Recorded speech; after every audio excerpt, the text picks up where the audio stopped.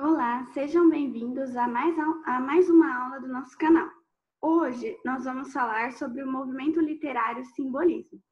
Eu vou começar falando um pouquinho sobre o contexto histórico e como surgiu. Vamos lá? Bom, o simbolismo ele surgiu na França de Napoleão III, né? Para então adquirir caráter universal desde seu precursor, que foi Charles Baudelaire, até chegar em Arthur Rimbaud, não sei se é assim que se pronuncia o nome dele, atingindo países como os Estados Unidos, que já tinham, na figura de Edgar Allan Poe, um iniciador dessa concepção, digamos assim. Até chegar dos Estados Unidos, foi até Portugal, esse movimento chegou em Portugal, e depois, finalmente, chegou aqui no Brasil. Né? O surgimento dessa escola literária nas letras brasileiras, ele foi percebido por Machado de Assis em 1879, num ensaio chamado A Nova Geração. O simbolismo, ele surgiu como um contramovimento do realismo, do naturalismo e do parnasianismo, em uma época, né, que nesse período, o determinismo científico, como foi falado lá no realismo, ele regia a opinião artística e também a opinião pública. Aí o simbolismo, ele pregava a subjetividade das ideias e dos sentimentos, e ele tinha uma musicalidade implícita no verso. O dever do poeta nessa concepção simbolista era de espiritualizar-se diante de si mesmo e de chegar também à compreensão do cosmos. Os simbolistas, eles reagem contra os parnasianos a fim de evitar o aprisionamento da criatividade e também aqueles modelos pré-elaborados, que eram excessivamente formais e que se descuidam do conteúdo, né, e do espírito. A crítica social simbolista, ela se baseava em uma herança romântica e também nos símbolos, né? O que para o filósofo alemão Walter Benjamin significava, né, a desumanização da linguagem por seu aspecto pictórico e atemporal. No simbolismo, existe uma procura pela recuperação dos valores emocionais, da riqueza expressiva, né? E do sonho, da fantasia e da musicalidade. O simbolismo, ele explora as condições sonoras e sensoriais e utiliza-se de aliterações, de assonâncias, de onomatopeias, que são aqueles sonzinhos, que são aquelas imagens, aquelas palavras gráficas, né, que representam sons, que a gente vê muito em história em quadrinhos, para extrair a musicalidade das palavras, e recorre também à sinestesia para emaranhar as sensações, para misturar as sensações, né?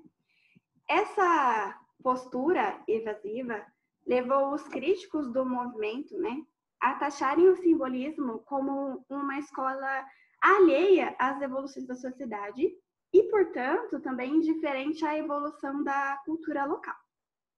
O simbolismo, também chamado de decadentismo, ou arte dos decadentes, né? Que ele também foi conhecido como arte dos decadentes. Por que ele foi conhecido como arte dos decadentes? Porque ele retoma elementos reprimidos pelos realistas e pelos parnasianos, especialmente a questão da espiritualidade. A espiritualidade, então, é muito presente no simbolismo. A força dessa espiritualidade, os sentimentos morais, o mistério da existência, o consciente e também o subconsciente, o sonho e a metafísica, eles formam esse universo, né, do simbolismo. Eles são os principais elementos que compõem o simbolismo.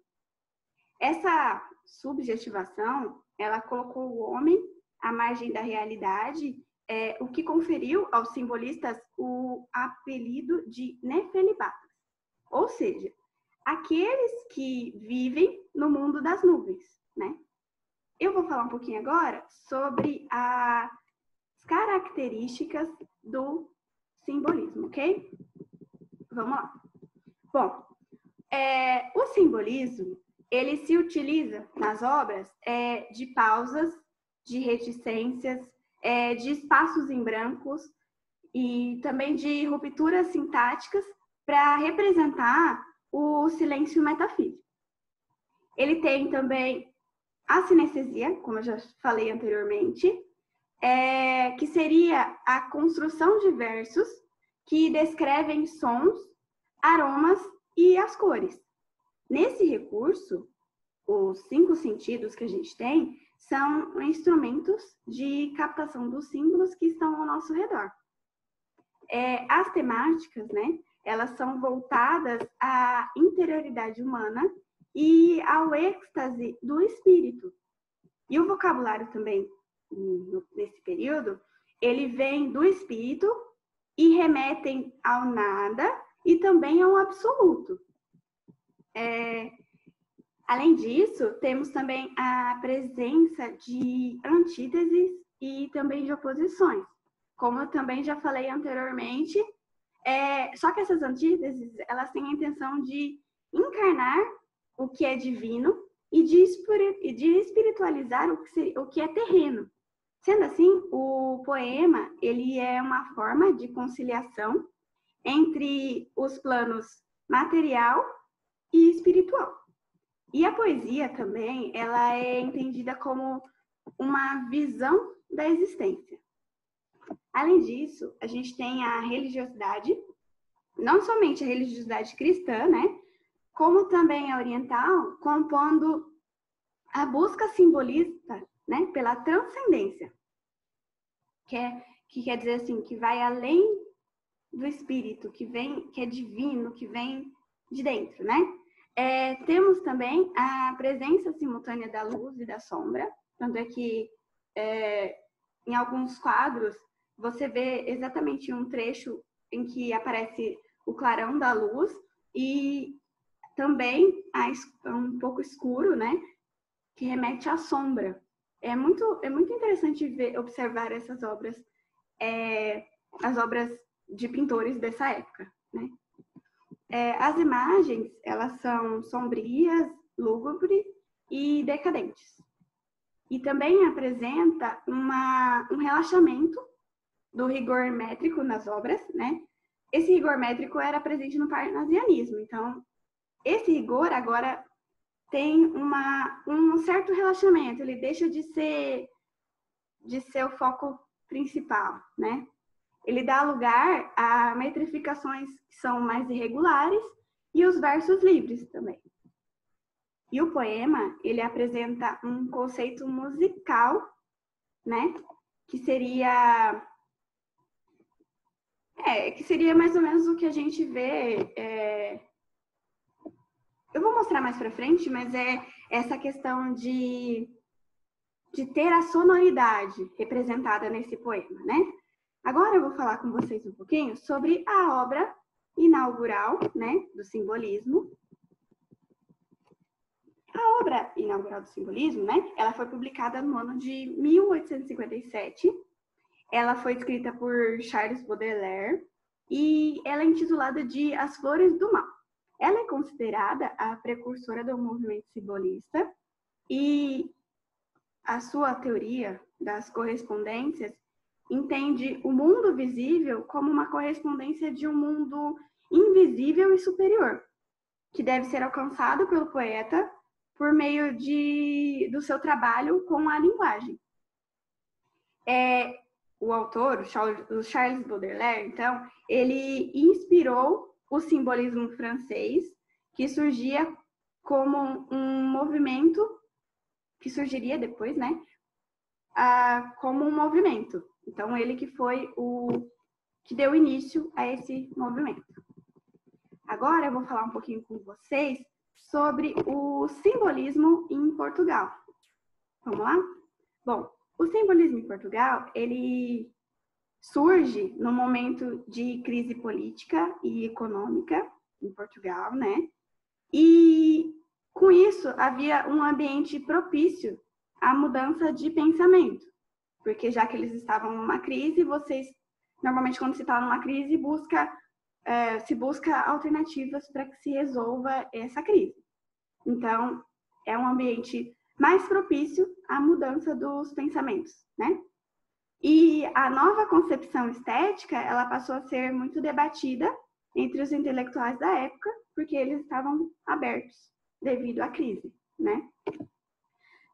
O simbolismo português, ele inicia-se no ano de 1890, quando o Eugênio de Castro publica a obra O Aristos, e também o Antônio Nobre e o Camilo Peçanha são outros autores dessa escola literária em Portugal. Eu vou mostrar para vocês agora um pouquinho dos autores, né? Vou mostrar um pouquinho os autores do simbolismo português. Vamos lá. O primeiro autor que eu vou falar é Camilo de Almeida Peçanha, conhecido como Camilo Peçanha. Ele nasceu em Coimbra, onde estudou e se formou em Direito. A poesia dele une apelos sensoriais, é muito presente essa musicalidade nos poemas, né? Suaves, esses apelos são suaves, e também tem uma vaga melancolia. É como se a alma do artista e o cenário em que se integram acontecem de maneira sutil. Une-se o cenário com a alma do artista. Também, isso que eu falei, de unir o cenário com a alma do artista, é possível perceber na obra dele, Clepsidra, né?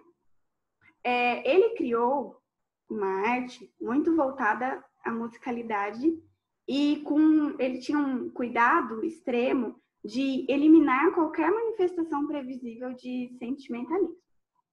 Já o outro autor é o Antônio Nobre. Ele traz como temática nas suas obras a saudade, enfatizando a musicalidade e também a utilização de imagens estranhas e inesperadas. O seu livro de poemas Só, que ele mesmo definiu esse livro, né, como o livro mais triste que há em Portugal. Esse livro, ele é marcado pela nostalgia e também pela lamentação. Porém, o vocabulário, né, é refinado, que isso é uma característica do simbolismo francês. A obra dele também tem uma idealização da infância e do campo em contraposição à decadência do espaço urbano. Agora eu vou falar com vocês um pouquinho sobre o simbolismo no Brasil. Vamos lá. Bom, o movimento simbolista aqui no Brasil, ele incorporou, né, os procedimentos composicionais do simbolismo francês, ou seja, ele se utilizava da estrutura da França para poder escrever as obras. Os autores utilizavam dos procedimentos franceses para escrever as obras simbolistas aqui no Brasil. No entanto, as cenas noturnas de boemia e as qualificações de malditos, digamos assim, elas são substituídas por uma literatura que tem tons religiosos e litúrgicos. O simbolismo aqui no Brasil, ele surgiu como influência para o teatro também, né? E para as artes clássicas e também para a literatura.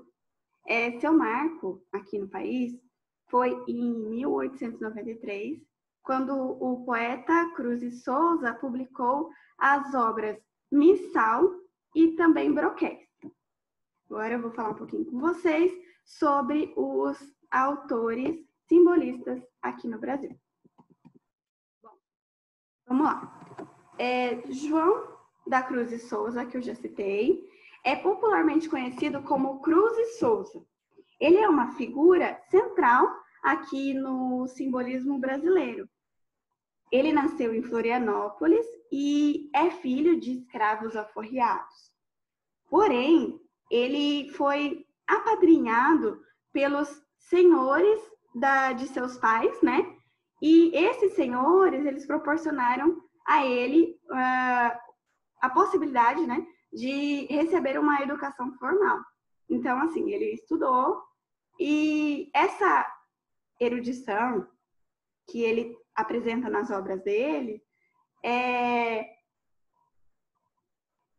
diferente da situação que tinha aqui no Brasil, porque ainda estavam na época da escravidão, então os negros não tinham a oportunidade de estudar. Então, era totalmente contrária, a situação dele era totalmente diferente da situação de outros negros aqui no Brasil.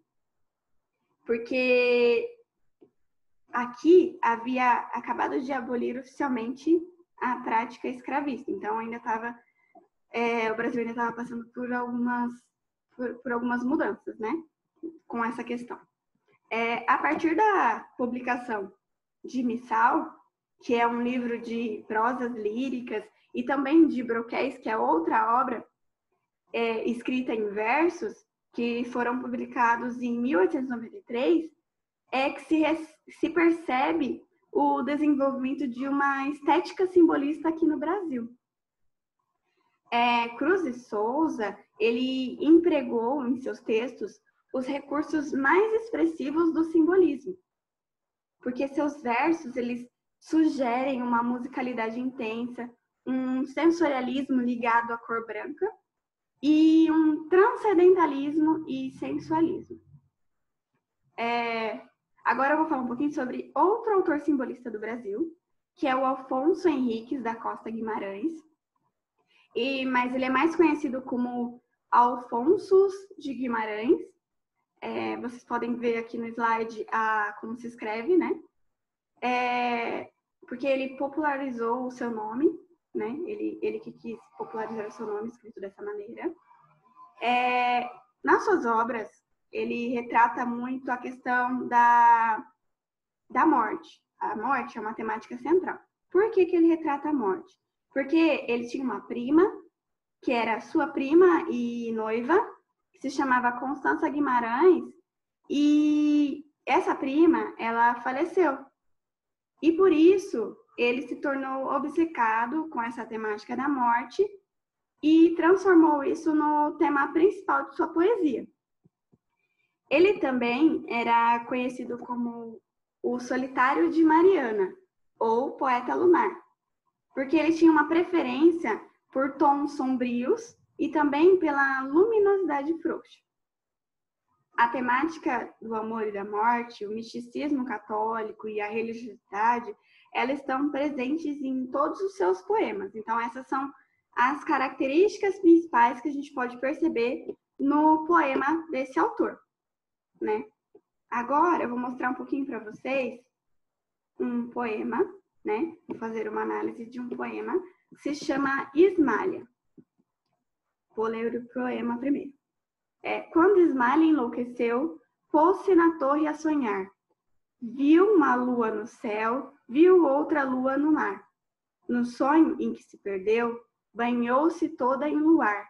Queria subir ao céu, queria descer ao mar. E no desvario seu, na torre pôs-se a cantar. Estava perto do céu, estava longe do mar. E como um anjo pendeu as asas para voar. Queria a lua do céu, queria a lua do mar. As asas que Deus lhe deu ruflaram de par em par. Sua alma subiu ao céu, seu corpo desceu ao mar. Esse poema é do Afonso de Guimarães, né? E ele, digamos assim, Ismália é uma narrativa, né, popular em verso, e nesses 4 quartetos que vocês podem ver, são evidenciados 2 aspectos típicos do simbolismo, que seria a evasão, que é referenciada na parte que fala da torre, e o pressuposto da vida após a morte da alma, como uma continuidade da essência sentimental humana. Os quartetos, eles estão em redondilhas maiores e eles apresentam uma distribuição de rimas cruzadas, que seria, a distribuição de rimas seria AB, e tem também um constante aparecimento das terminações el e eu, que revela uma técnica de rima falsa para trazer essa questão da assonância aos ouvidos de quem está lendo, né? E para finalizar nossa aula de hoje, eu vou fazer uma sugestão, né? Eu sei que o nosso foco principal aqui é falar sobre os movimentos literários e descrever as características, o contexto histórico. Porém, eu quero finalizar sugerindo uma música que eu acho que alguns de vocês devem conhecer, da trilha sonora da saga Crepúsculo. Essa música, ela foi inspirada em um poema simbolista do autor francês, que se chama Paul Verlaine. Não sei se é exatamente assim que se pronuncia o nome, né? Mas essa música se chama Clair de Lune, e quem compôs, né, chama-se Claude Debussy. Nessa música, a gente pode perceber um certo ar hétero, que é uma característica muito forte no simbolismo, né? E ela também, a música, ela reflete uma serenidade e também perenidade. E a melodia, ela tem delicadas alterações de sonoridade. Então, eu vou deixar aqui o link na descrição do vídeo, para quem quiser ouvir e perceber as sensações que ela provoca. É uma música muito, muito boa, muito gostosa de ouvir, né? E é por isso que eu vou sugerir. Eu fiz essa sugestão porque eu queria terminar o vídeo de uma forma diferente hoje, e para a gente não ficar só na historiografia da literatura, né? Tem uma coisa muito importante que eu preciso ressaltar com vocês. É importante que vocês leiam essas obras que a gente cita, né, nas aulas. Por quê? Porque nada substitui o contato com a obra na íntegra. Quando você tem um contato com a obra na íntegra, você pode desenvolver o senso crítico e também pode perceber de uma maneira mais fácil essas características que a gente apresenta das obras, né? Assim, fica mais fácil de entender tudo isso que a gente fala aqui nas videoaulas. Então, o meu conselho para vocês é que leiam as obras que a gente cita e que algumas delas, né, estão disponíveis no nosso Classroom. Se vocês tiverem qualquer dúvida, vocês podem fazer um comentário aqui embaixo ou acessar também o Classroom, né, que eu já falei, que tem fóruns de dúvidas e também materiais disponíveis. Nós estamos lá e podemos marcar aulas particulares com vocês para que vocês possam tirar suas dúvidas, se vocês quiserem, né? E também para a gente explicar melhor algum ponto que às vezes na aula não ficou muito claro. Aqui embaixo a gente também tem um quiz para que vocês possam testar seus conhecimentos sobre o simbolismo, que foi abordado nessa videoaula. E não se esqueçam de se inscrever em nosso canal e de nos seguir no Instagram. Os links também estão aqui embaixo na descrição do vídeo. E é isso, até a próxima aula!